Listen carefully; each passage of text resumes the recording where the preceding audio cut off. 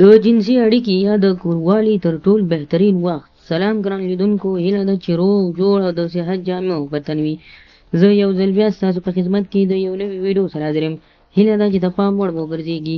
تر هر څه دمخه باید یادونه وکړم، که زموږ چینل مو نه وي سبسکرایب کړی نو زموږ چینل سبسکرایب کړئ او په خوا کې ورسره د ګونګړي نشان ووهئ. مننه. د دې 5 خبرو په عملي کولو سره د خپلې مېرمنې سره د ژوند تر ټولو غوره جنسي اړیکه تجربه کړئ.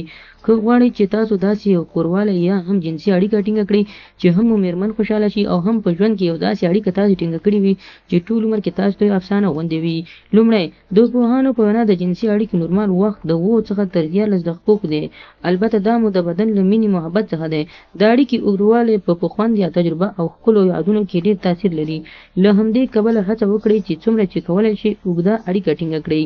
دوهم، حمام واخلئ یا وکړئ. مخکې له دې چې اړیکه ونیسئ یو حمام وکړئ تر څو مو په بدن کې هیڅ بهرنی بوی پاتې نشي او بدن مو بوی ښځې یا مېرمنې ته ورنه کړي تر څو هغې څخه بد تاثیر واخلي.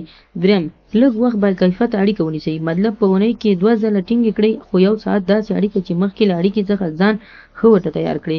مېرمن مو تیاره وي، بهترین ځای مو ورته ټاکلی وي، بیړه مو نه وي او داسې اړیکه ونیسئ چې ټول عمر مو په ښکلو یادونو کې خپل ځای ونیسي.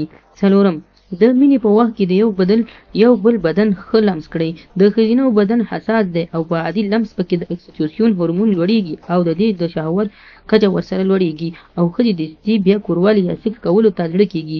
پنځم، د کوروالي په اړیکه کې داسې یو موقعیت او شکل وټاکئ چې یو بل ته مو بدن ټول سره جفت شوی وي تر څو مو په اړیکه کې مینه او عاطفه هم موجوده وي او زیاته شي. که غواړئ چې بهترینه اړیکه ټینګه کړئ نو د ښځې او نارینه‌و ترمنځ باید هېڅکله هم فاصله ونه وي، یعنې باید داسې جوخت وي سره چې د یو بل بدن هر ټول غړی یو په بل سره ولګېږي تر څو مېرمن د خاوند څخه او خاوند د مېرمنې څخه خوند واخلي. ځکه په دې کې مېرمن ډېره حساسه ده. ځکه دا حساسه ده چې د مېرمنې هر غړی چې نارینه‌و لاس پرې لګېږي نو دوی ته ډېر زیات خوند ورکوي. نو خدای دې وکړي ملګرو چې زموږ د ویډیو څخه غلط مطلب وانخلئ. زموږ ویډیو لایک کړئ، شیر کړئ او زموږ چینل هم سبسکرایب کړئ.